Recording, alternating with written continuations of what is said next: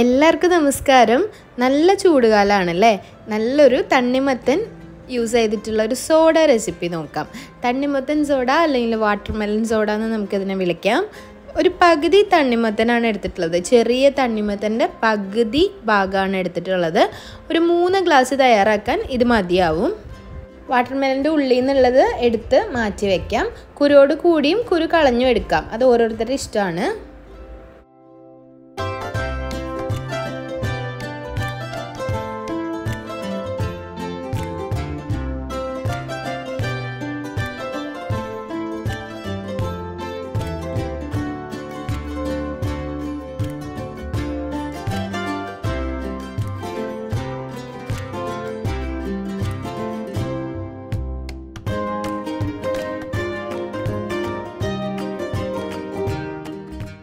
ഇനി ഒരു mixie ജാറോ blender ജാറോ എടുത്തതിന് ശേഷം അതിലേക്ക് തണ്ണിമത്തൻ ചേർത്ത് കൊടുക്കാം.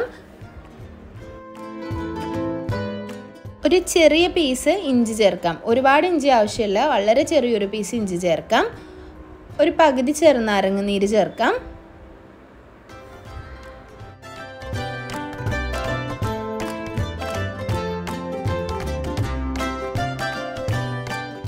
ഒരു നുള്ളുപ്പ് അല്ലെങ്കിൽ ഒരു 1/4 ടീസ്പൂൺ ഉപ്പ് ചേർക്കാം.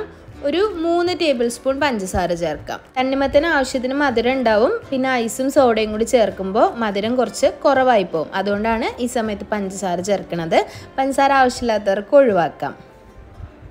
2-3 പുതിനയില ചേർക്കാം. പുതിനയില ഒരുപാട് ആവശ്യമില്ല, 2-3 എണ്ണം മാത്രം ചേർക്കാം.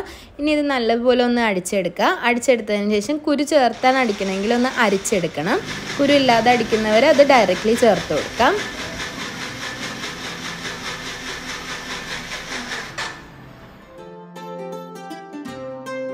സെർവ് ചെയ്യുന്ന ഗ്ലാസ്സിലേക്ക് കുറച്ച് ഐസ് ക്യൂബ്സ് ഇട്ട് കൊടുക്കുക.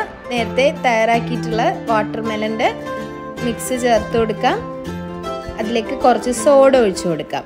ഈ ഒരു സമ്മറിൽ നല്ല ചൂടുകാലത്ത് കുടിക്കാൻ പറ്റുന്ന നല്ലൊരു ഡ്രിങ്കാണ്. അപ്പോൾ എല്ലാവരും ഇത് വീട്ടിൽ തയ്യാറാക്കി നോക്കുക. തയ്യാറാക്കി നോക്കിയിട്ട് അഭിപ്രായങ്ങളൊക്കെ കമൻസിൽ അറിയിക്കുക.